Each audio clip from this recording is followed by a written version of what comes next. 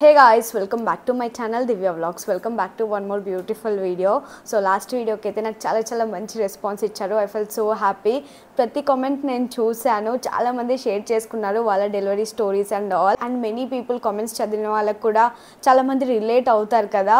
So అలా చాలా బాగా అనిపించింది. Thank you so much for that huge response. ఈ వీడియోలో how I felt after C section అనేది షేర్ చేసుకోవాలనుకుంటున్నాను.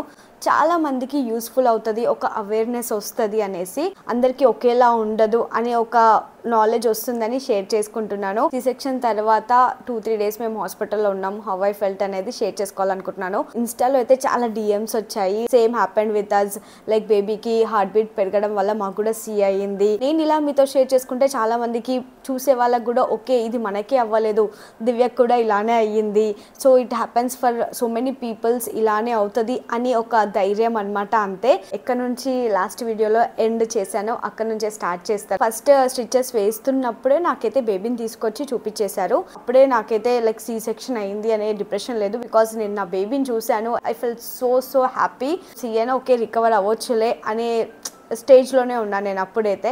సో అబ్జర్వేషన్ రూమ్కి తీసుకెళ్తారు కదా, సి అయిపోగానే మార్నింగ్ 1 అవర్ నేను అలా పడుకునే లోపే నాకు నోరంతా లైక్ దాహం అవుతుంటే కోకోనట్ వాటర్ ఇచ్చారనుకుంటా. ఆపరేషన్ అయిపోయాక maybe half an hour to 1 hour అలా పడుకున్నా అనుకుంటా.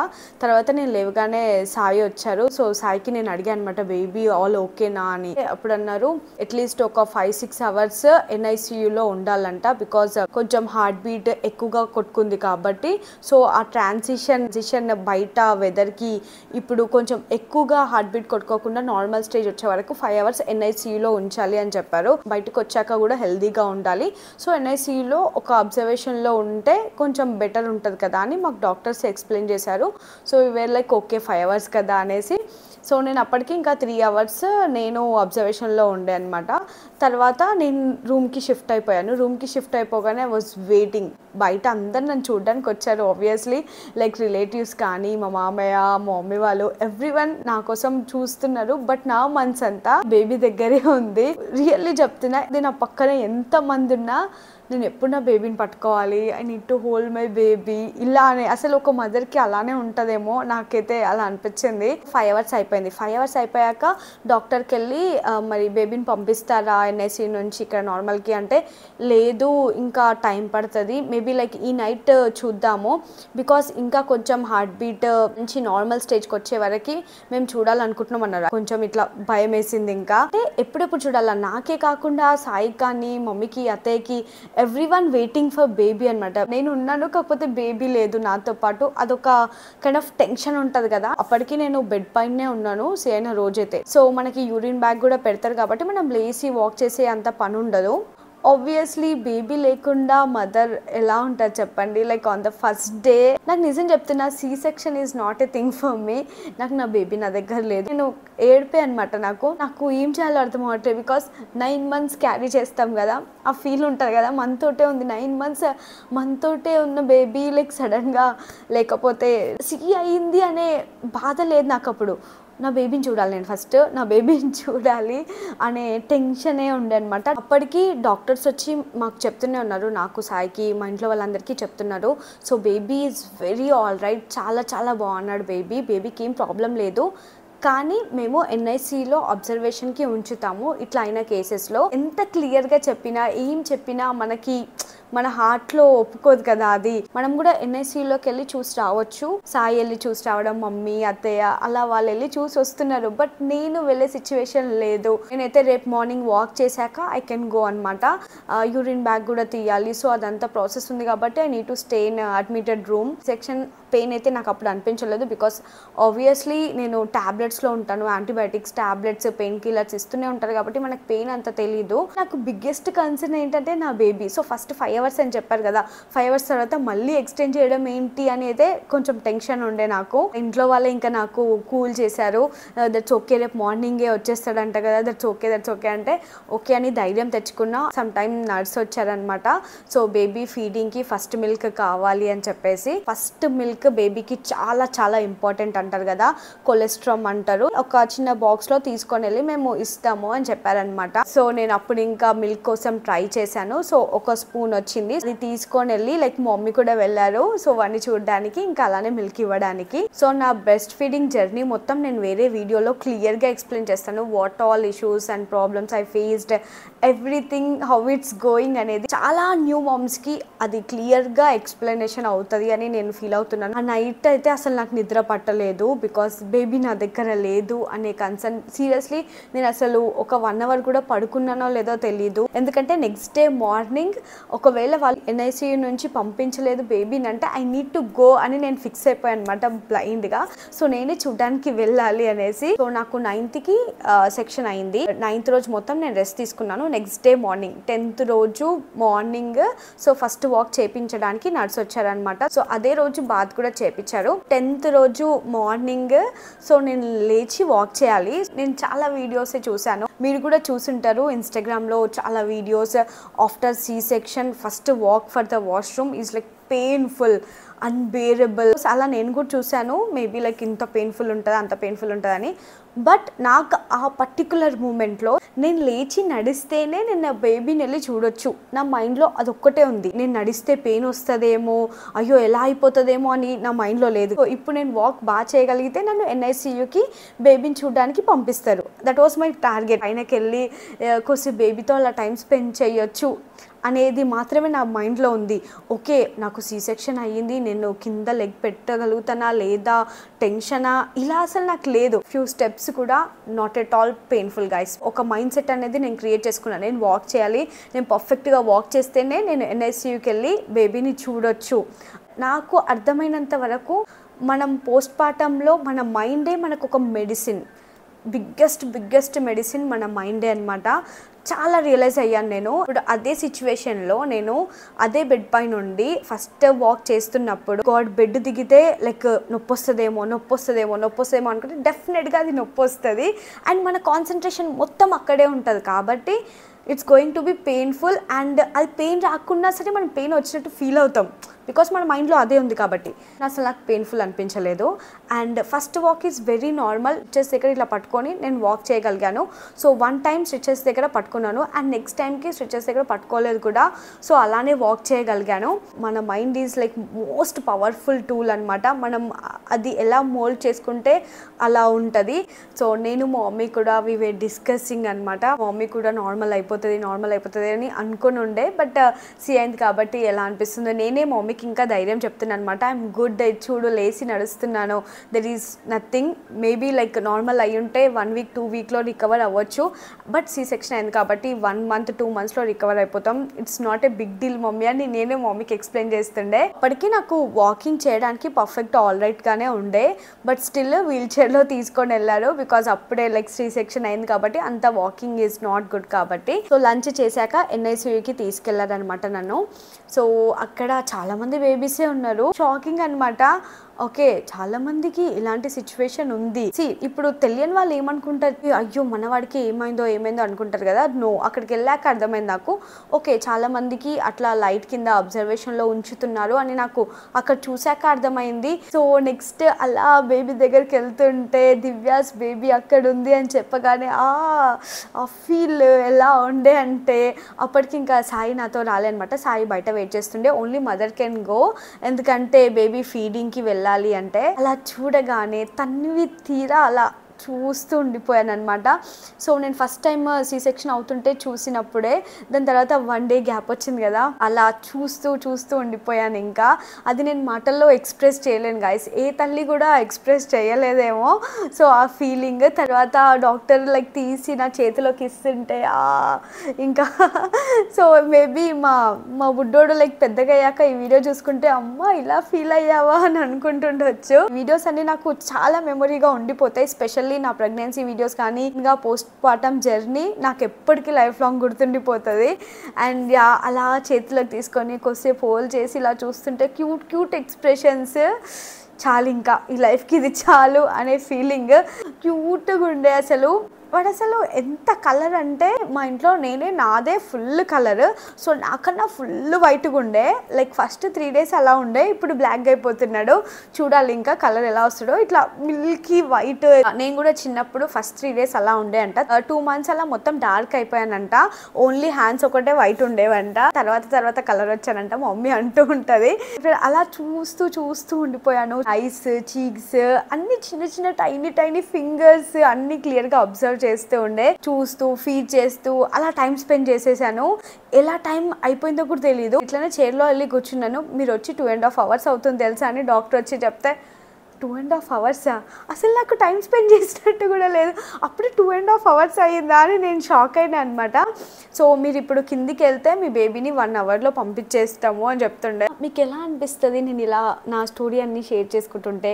నాకైతే నేను ఇలా మీ అందరి ముందు ఇట్లా షేర్ చేసుకుంటుంటే నాకైతే చాలా జాయ్ఫుల్గా, చాలా హ్యాపీనెస్ వస్తుంది అనమాట. మీకు ఎలా అనిపిస్తుంది comment and let me know. ఎందుకంటే కమింగ్ డేస్లో ఇంకా చాలా సిట్టింగ్ అండ్ టాకింగ్ వీడియోస్ రాబోతున్నాయి అండ్ మీకు నచ్చుతున్నాయి అంటే ఇంకా ఎక్కువగా చేస్తాను. So back to story. నేను బేబీని చూసి టైం బాగా స్పెండ్ చేసి కిందికి వచ్చేసాను. చెప్పాలనుకుంటుంది ఏంటంటే C section or normal, healthy baby and healthy mother is important. So ఏదో సి సెక్షన్ అయిపోయింది అని ఒక డిప్రెషన్కి అయితే వెళ్ళని అవసరం లేదు. ఎందుకంటే నార్మల్ అయితే మనకి 2 weeksకి రికవర్ అవ్వచ్చు. అదే సి సెక్షన్ అయితే 1 month and 2 monthsలో రికవర్ అవ్వచ్చు. నేను చేయగలిగాను. I can do it, you guys can also do it. ఏదో సి సెక్షనా అని భయపడాల్సిన అవసరం లేదు అండ్ ప్యానిక్ అయిపోవాల్సిన పనే లేదు. సో పాజిటివ్గా థింక్ చేయడానికి ఆలోచించండి. ఐ కెన్ డూ ఇట్ అని అనుకుంటే we can do it. So I can't do it అని బాగా మైండ్లో అది పెట్టుకుంటే మనం చేయలేము. ఇంకా అది సెక్షన్ అంటే అదేదో పెద్ద క్రైమ్ లాగా ఏదో పెద్ద చేసినట్టు చూస్తారు చాలామంది పెద్దవాళ్ళు కూడా. అయ్యో సి అయిందా, అయ్యో నార్మల్ అవ్వలేదా, నార్మల్కి ట్రై చేయలేదా, ఇలాంటి క్వశ్చన్స్ ఉంటాయి. అసలు నా సినారియోనే కాదు, చాలా సినారియోస్లో నేను చూశాను, విన్నాను కూడా.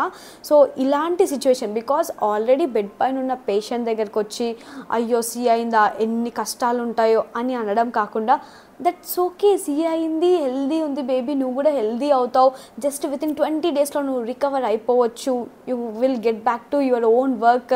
20 daysలో రికవర్ అవ్వచ్చు, రికవరీ టైం పడుతుండొచ్చు, బట్ నీ బాడీకి అయితే నువ్వు ఇంకా హీల్ అవ్వచ్చు తొందరగా అని ఇలా ఎంకరేజ్ చేయడం చాలా ఇంపార్టెంట్, ఎస్పెషల్లీ సి సెక్షన్ మామ్స్కి. అది ఎంత బూస్ట్ని ఇస్తుందో మీకు తెలీదు. Just your words make lot of changes. So మెయిన్గా సి సెక్షన్ మామ్స్కి మనం ఇచ్చే ధైర్యం కానీ సపోర్ట్ కానీ చాలా చేంజ్ అవుతుంది అనమాట వాళ్ళ లైఫ్ స్టైల్లో. సో మీరు జస్ట్ చూడడానికి వచ్చినప్పుడు సి సెక్షన్ అయ్యిందా అనకుండా దట్స్ ఓకే, సి సెక్షన్ అయింది, you will get back to your work, మీరు మళ్ళీ వర్క్ చేసుకోవచ్చు అండ్ మళ్ళీ నార్మల్ అయిపోతుంది body, nothing will going to happen అని ఇలా ధైర్యం చెప్తే సగం బాధ అప్పుడు పోతుంది అనమాట. సో పెద్దవాళ్ళు నా వీడియో ఎవరైతే చూస్తున్నారో వాళ్ళకి స్పెషల్గా చెప్తున్నాను. 30 years బ్యాక్ ఉన్న సిచ్యువేషన్స్ ఇప్పుడు లేవు కాబట్టి సో సి సెక్షన్ అయినా వెరీ నార్మల్ అని ధైర్యం చెప్పండి.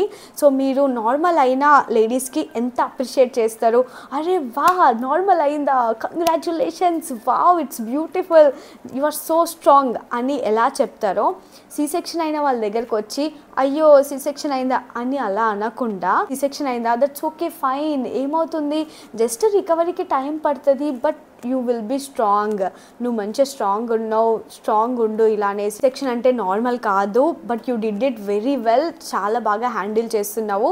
సో ఇలానే గడిచిపోతూ ఉంటాయి డేస్, ఇలానే హ్యాండిల్ చెయ్యి, you will get back to your own work and నీకు చాలా స్ట్రెంత్ అండ్ సపోర్టివ్గా మేము ఉంటాం అని అంటే చాలు, వాళ్ళకి సగం బాధ పోతుంది. ఆ సినారియోలో అయితే నేను పెద్దగా పట్టించుకునేదాన్ని కాదు గైస్, సీరియస్గా చెప్తున్నా. నేను నా మైండ్లో ఏదైతే ఉందో నేను దాన్నే పట్టుకొని కూర్చుంటాను, వేరే వాళ్ళ మాటలు నేను విని ఇన్ఫ్లుయెన్స్ అవ్వను. బట్ అందరూ నాలాగా ఉంటారని నేను అనట్లే కదా. సో చాలామంది జస్ట్ ఒక చిన్న మాటకే సెన్సిటివ్ అయిపోయి ఏడ్ చేస్తూ ఉంటారు.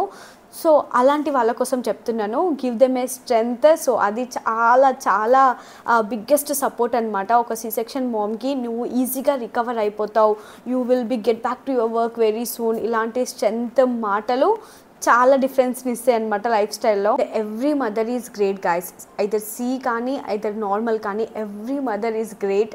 మెయిన్గా స్పెషల్గా సి సెక్షన్ మామ్స్ ఇంకా గ్రేట్.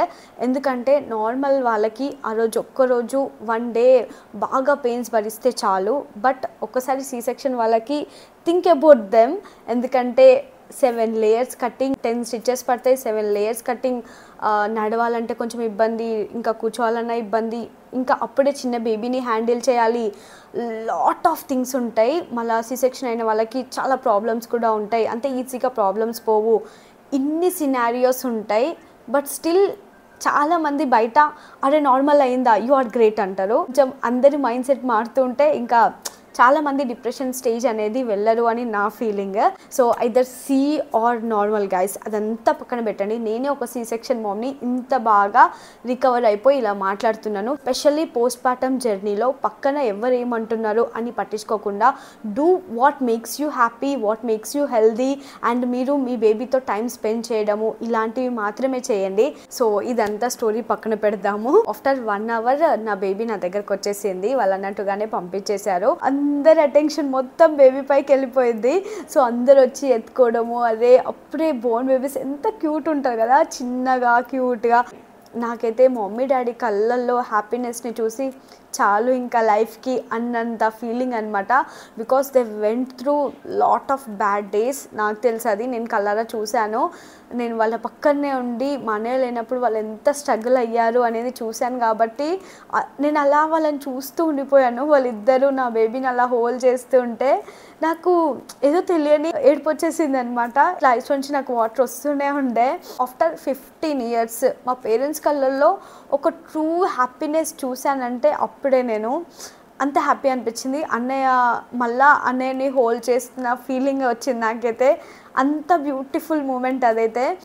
వాళ్ళకి నన్ను పెళ్లి చేసి పంపిస్తున్నా అంత హ్యాపీ లేదేమో. యాక్చువల్లీ నేను ఎక్కువగా మూమెంట్స్ క్యాప్చర్ చేయలేకపోయాను. అలా బేబీ రాగానే అసలు ఎవరి పోలికలు ఉన్నాయి ఏంటి అని అందరూ చూడడము, ఆ జాయ్ఫుల్నెస్ అంతా ఇంత కాదు. సో అలా మెమొరీగా ఉండిపోతుందని ఇలాంటి పిక్చర్స్ కూడా దిగామన్నమాట. చాలా బాగుండే. ఫెర్నాండెస్లో యాక్చువల్లీ బోర్న్ బేబీకి సపరేట్ ఫోటోషూట్ ప్యాకేజ్ కూడా ఉంటుంది.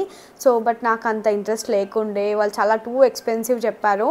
సో మాకు అంత ఇంట్రెస్ట్ లేకుండే. సో అప్పటికప్పుడు మేము తీసుకెళ్ళిన బోర్డు అవన్నీ లైక్ ఒక మంచి క్యూట్ అవుట్ఫిట్ వేసి ఇలా పిక్చర్స్ తీసాము. చాలా బాగా అనిపించింది. అలా నెక్స్ట్ డే డిశ్చార్జ్ అయిపోయి ఇంటికి వచ్చేసాము. సో ఇంటికి రాగానే నాకైతే ఆ రోజు నైట్ ఫుల్ ఫీవర్ వచ్చింది. నేను ఎంత స్ట్రాంగ్ పర్సనో ఐ నో మై సెల్ఫ్.